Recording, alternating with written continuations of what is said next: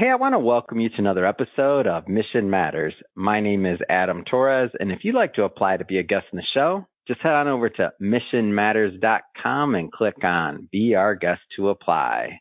All right, so today I have Dan Itzkowski on the line, and he's an inventor of Skunk Lock and also co-founder over at Side Pocket Financial. Dan, welcome to the show. Thanks for having me, Adam. Good to be here.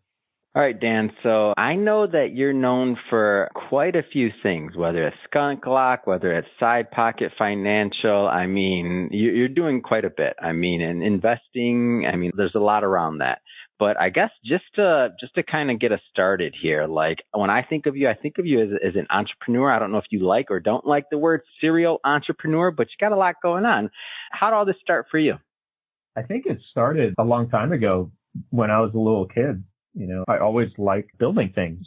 And then I loved creating things that people really wanted to use. And I think I started out actually selling candy when I was like 7 years old to friends of mine at school. And oh, that's great. You were one of the candy selling kids. I loved you guys. I was the baseball card guy. We didn't really switch over on turf. I did the baseball cards or maybe sometimes the comics, and then some of my other friends were the candy people. So I love it. We would have been friends growing up. I know it. Go ahead. I would have been your candy dealer, right? Exactly. I love that. So take me further, all right? So obviously when you were young, you started, and that's where you got, just like myself, I mean, that's where I kind of got hooked on the idea of entrepreneur and just providing value. Like how'd that grow from, where you're at there to now? Yeah, I think I just got progressively better at it and more purposeful and structured over the years. You never go from 0 to 100 instantaneously. You always take steps along the way. And I think I graduated from candy to bootleg CDs to, selling services, making websites for people, and eventually selling things on eBay. And when did you start with the website thing? Were you early on? And eBay, were you early on? Yeah, I was really early. That was when I was probably only 10 or 11 years old. Oh, come on. So you did. I wish I was that smart. I think I was trying to do some mail order envelope or something I don't remember, but I didn't have the chops on that one. Oh man. So you're early on there then. Yeah, very early. And fortunately at the time, it was still a very valuable skill. Today, AI can code most things on a website these days. So it doesn't pay as well anymore, unfortunately, but that's kind of the nature of the game, right? You have to find opportunities in the market and see where you can add value. So now you're, obviously those are the young years. Let's speed it up to where you're making some larger impact here, like with what you're doing today. Like how'd that happen? Yeah, I'm a son of immigrants from Poland. My parents came here in the 80s, and classic immigrant story. You don't have too many career options. It's normally doctor, lawyer, or some sort of financier. I went into the hedge fund world. I was good at making money and investing and things of that sort. So I started my career in the investing world, but I realized rather quickly that it wasn't really meaningful to me. It didn't make me feel good that I'm using my skills, just moving money around and making the 0.1% of the population that's already wealthy just a little bit wealthier.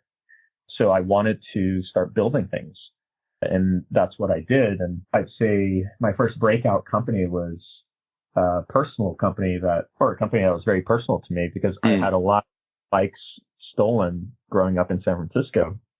And the reason for that was that every single bike lock company on the planet was lying to people and actively hiding the fact that these angle grinders and these powerful power tools exist that can cut any in a matter of seconds. So my first kind of breakout company was a mission-driven company. I didn't really care if I made any money on it. I just wanted to make it go viral and make sure to expose all the other companies in the industry. So I co-invented the first bike lock that explodes with noxious chemicals if a thief cuts it.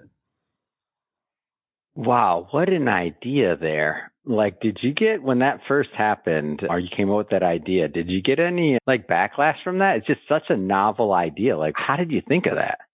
Yeah, I wish I had a book available to me when I was starting my entrepreneurial journey, Thiel's 0 to 1. But he mentions that the biggest and greatest opportunities lie in important truths that very few people agree with you on. And that was absolutely the case with an exploding bike lock. The things that I heard were, no, that's going to be illegal. You can't do that. Or no, lock companies wouldn't be lying to us. They're good people. They're making these security devices. So, and then millions of bikes are stolen every single year. There's no way you can stop that. It's way too big of a problem. These are things here. Well, nearly a decade later and thousands of bikes saved later, not a single lawsuit or legal issue. Big bike companies were actively hiding the existence of angle grinders, but now the industry for deterrent locks that Skunk Lock spearheaded is over $1 billion. So everyone acknowledges that locks can be cut with these power tools very easily.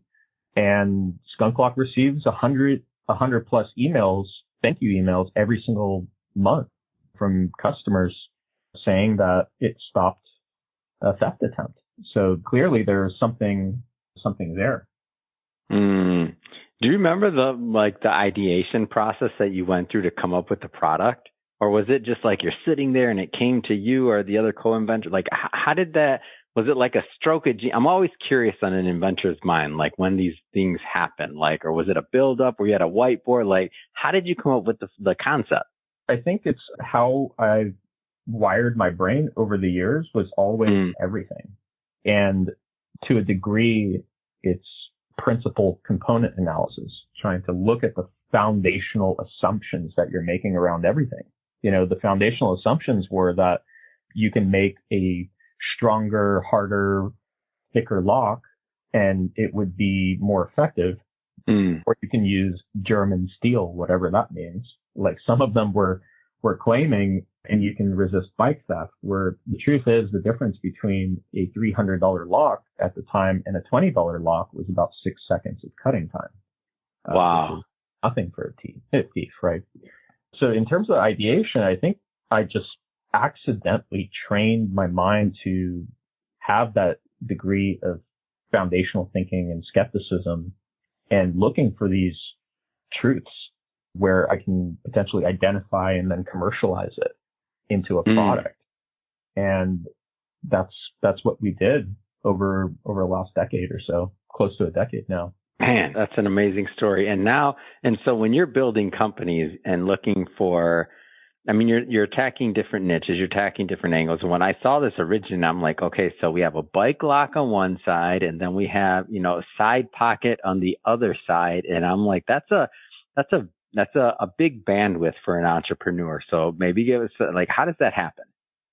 Yeah. So my background is actually in quantitative finance. That's an industry I always had a passion for and always wanted to return to, but sometimes opportunity comes knocking at your door. And, within 10 days or so, Skunk Lock went viral. Within 10 days, I became guy. I went from somebody with a pretty substantial amount of technical skills. Yeah. And some very valuable skills. And I got deduced to the guy that made the exploding bike lock. So it's how'd amazing. you deal with that? I can't let you get past that, Dan. Like, how'd you deal with that? That's a thing. Yeah, I embraced it. I accepted it. And at the end of the day, I realized there's two kinds of people. The kind of people that are building things for their own satisfaction and own benefit. Those people are really particular in terms of what their career choice is. They generally say, I want to be X, and they are ruthless in terms of getting there. And I realized that's not me. I could be doing anything as long as I felt like that was an extremely impactful thing that helps millions. Did you have that identity or that self-realization though back then, or is that like in hindsight? I'm just curious if you were self-aware of that at that point, because I would have been I'd have been freaking out. Like, what is this? Now I'm the bike lock guy. Personally, now I have a little bit more grounding, but I'm just thinking back and I'm curious about your experience. I think it actually happened at that time because that was the Oh, wow. Okay. where I had to face it head on. And I was doing interviews with the BBC at 4 a.m. and I don't think I slept for about 40 hours straight. So you were thrown off the cliff, man. I was thrown off the cliff and I had to kind of face some of these things head on because it all came crashing very, very quickly. So more than anything, that experience led me to learn more about myself as an individual and as an entrepreneur than anything. So a lot of entrepreneurs, as you're aware, are listening to this, and a lot of, senior level executives, and many I find that, like, let's say that, they may have been they may be a doctor, they may be a lawyer, they may be something that, something you went to school for a long time and you put yourself in this box many times. And whether you feel society's doing it, not doing it, you're doing it yourself, whatever. That's not my point in the question. But like, what would you say to others that have kind of, that haven't given themselves the room to explore or to even do something different? Because you could have even, like, before you didn't, okay, I know you didn't plan for Skunk Lock to necessarily go viral in that quick of time, right? It was just something you were trying to do for yourself to solve a problem and to help some others. But you let yourself out of your quote unquote box of, like, and not saying you were quitting everything else you're doing, but you did. You let yourself explore and put your brand as Dan onto something different, right? Mm-hmm. Like, what would you say to those out there that are still kind of exploring or a little bit, I don't want to use the word scared, but they're just kind of exploring that idea? Sure. I would say the first thing is try to identify the motivation, what you're doing. That's good. People are motivated by different things. As it turns out, the majority of people are motivated by wanting to find a partner in life, let's say. That is a very strong biological driver. Other people are motivated by wanting absolute freedom. They don't want to, have their time restricted or how they can spend their time. So people are motivated by different things. Some people are motivated entirely monetarily. They'd be ecstatic. They can just eat the best meals, have the nicest car, have the nicest house. So there's a lot of variance there. So being really purposeful in terms of understanding what is actually motivating you, I think, is a guiding light there. For me, it's always almost entirely been the freedom portion. A lot of money, as long as I have the freedom to pursue my passions. And my biggest passion is, and favorite part of the day, is opening up those emails from Skunk Lock customers. That's amazing. So to jump around a little here, with Skunk Lock, you were originally, trying to solve the problem for yourself, saving your own bike, helping some other people there. So that I get that part. Now with Side Pocket, what are you trying to solve there, or what were you trying to solve there? Yeah, what I realized was there are 10 million bikes stolen every year, but that's still a relatively niche thing. Not everybody has a bicycle. One thing that impacts everyone's life is their financial wellness, their quality of, because that impacts your quality of life directly. If you can't afford food or shelter, of course, that's hypercritical. And what I had realized is the world has changed pretty substantially. Specifically, the big secret or the big truth that I discovered was financial education no longer comes from licensed financial professionals. It comes from predominantly friends and family. So if you include friends and family, people you trust, and digital media, that represents over 90%. But the largest and fastest growing segment of where financial education comes from is by far digital media, which is over 50% now. So we're talking YouTube, TikTok, Instagram, Facebook, etc. And another part of that is content creators are not really equipped to provide sufficient financial education. And this has actually led to a significant drop in financial literacy in the United States from 34% to about 17% just in the last 12 years. So there's a high correlation between those two things. And a big part of why that is because the incentives for content creators, and we can even call them influencers, are non-existent.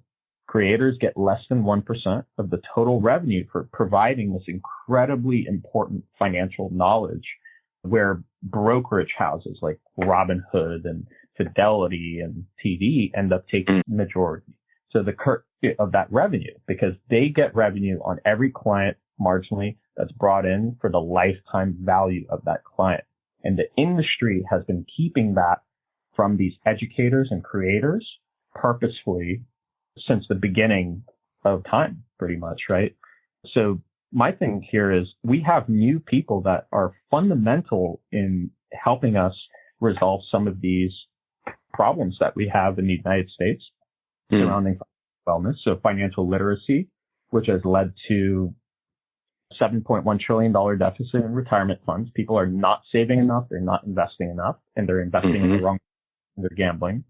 Americans saw $9 trillion in losses during the down markets in 2020 and 2022 because there was a lot of speculation and a lot of shady stuff that was being done. And frankly, the models that are available to them didn't perform well. 2020 is the first performing year for the 60-40 portfolio in 100 years, which is shocking. That was supposed to be one of the safest types of portfolios to invest your money. And lastly, the biggest issue is there is a purposeful and egregious disconnect and fragmentation between where people learn about investing and personal finance and where they can take action and actually invest through brokerages, RIAs, etc. So right now, I would spend hundreds of hours trying to help friends and family, and I would get a lot of questions. How should I invest my money? How can I learn to invest? Are there better ways to invest than buy and hold and robo-advisors? And I would send them a bunch of YouTube videos. And then I would send them links to Fidelity and Schwab and Vanguard. And there's so much lost in translation in between there because that support layer does not exist. And what I realized is people don't have that support layer. They are never going to feel comfortable enough saving and investing in order to actually have a meaningful impact on their financial wellness and securing their financial future. Like, what type of investor is this appropriate for? Just in general, is it only for accredited investors? Is this for the everyday investor? Like, who can participate? Yeah, so the best kept secrets are kept for the 1%. So that's a part of the problem. The best strategies that are applying these sophisticated methods of investing are only available to accredited investors. So I didn't want to make anything for accredited investors. They're pretty taken care of already. They have access to hedge funds and other alternative types of investments. Who doesn't is the retail investor with less than, let's say, $5 million in liquid capital. But those are the people that need it most. So what we did at Side Pocket is we're first we tackled two of the biggest existential problems that are contributing to this, let's say, financial wellness crisis in America. And the first one is we have to democratize these strategies that are currently available to only 1% of the U.S. population. And that's what we did. And we spent many years doing that.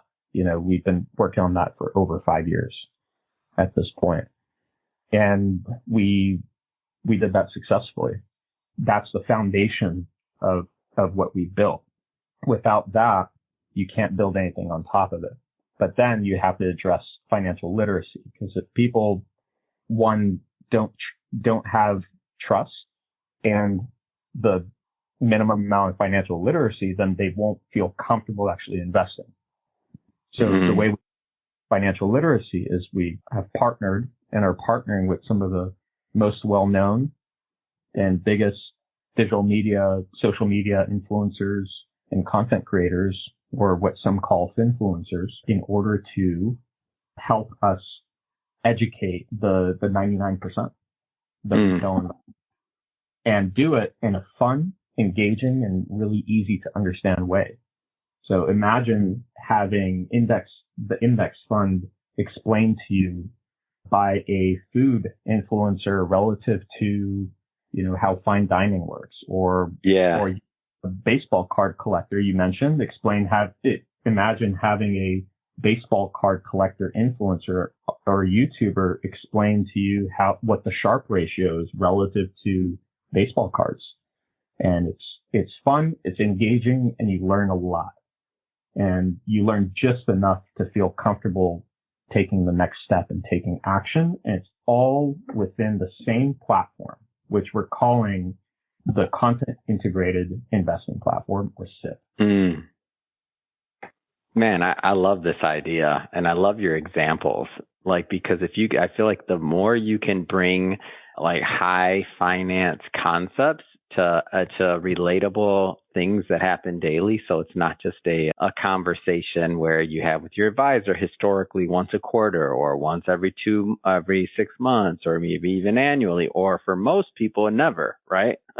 So if you could bring that content into their lives in a meaningful way and connect it to things that make sense to them and that they can grasp and that are interesting and, more importantly, hold their attention. That's one of my favorite things about the content creator and influencer really economy, is that they're experts at getting attention and keeping that attention. And that's not something and building an authentic audience. And not everybody is, obviously, but the ones that are and do it really well, they have the opportunity to help a lot of people, especially when they align with companies like yours that are trying to make a difference in this way. So I think the concept's great. I think it's something super interesting. For my long-term listeners, they know I was in finance for almost 14 years. That was my career prior to media now for 8 years. So I spent a lot of time thinking about and talking about this subject. And I haven't really heard anybody else talk about the content portion of it the way that you have. That's super interesting to me. And I think it's got the opportunity to do a lot of good. That's what I see. Mm-hmm. Thanks for that, Adam. It's really great to hear. And I should mention, this is definitely something that no one's ever done before and no one can do except for SidePocket right now. We essentially have a unique ability to do this because, keep in mind, the usual model for how compensation of content creators and influencers works is, for example, a big brokerage like Robinhood, let's say, it's a popular one, will go to a content creator or influencer and say, hey, we'll give you $100,000 to talk about Robinhood for 30 seconds on your channel. And then we'll make this unique link where we'll pay you another $100 for every client you bring in. But that represents, a small fraction of what Robinhood actually makes on those clients. Of course. And currently we're the only company in the world that's able to pay these creators potentially unlimited amount of ongoing revenue. Wow. And that's extremely important to align interests, because as we grow and our client base grows, we're leaning on these creators to continuously also educate these clients in these fun and engaging ways. So that's incredibly important, that these are highly incentivized, ongoing relationships. And that's really what we're most excited about. We're leaning into the fact that creators are the new financial educator. It's not CFPs anymore. Although we have CFPs on board that are training the content creators. Yeah, that's great. Well, Dan, I just have to say that it has been great having you on the show today. I know I'm going to hear so much more about SidePocket. It's just a great concept. The execution's great. For everybody that's watching this, by the way, and they want to connect with Dan and see all of these projects, a great way to do it is to go to Dan's website, which is Idzkowski, just like his last name, IDZKOWSKI.com. And that's going to redirect his LinkedIn, and then you'll be able to see all of his companies and also projects that he's working on. And speaking of everybody that's listening and or watching this, if this is your first time with the platform or engaging in an episode or listening to Mission Matters and you haven't hit that subscribe button yet, hey, this is your invitation. Hit the subscribe button. We got many more mission-based individuals coming up on the line, and we don't want you to miss anything. And if you're feeling extra friendly, then leave that review, because of course that helps the show and helps us get out to more people. So we do appreciate that. Dan, hey, I really want to thank you again for coming on the show. I appreciate it. Amazing. Thanks for having me, Adam.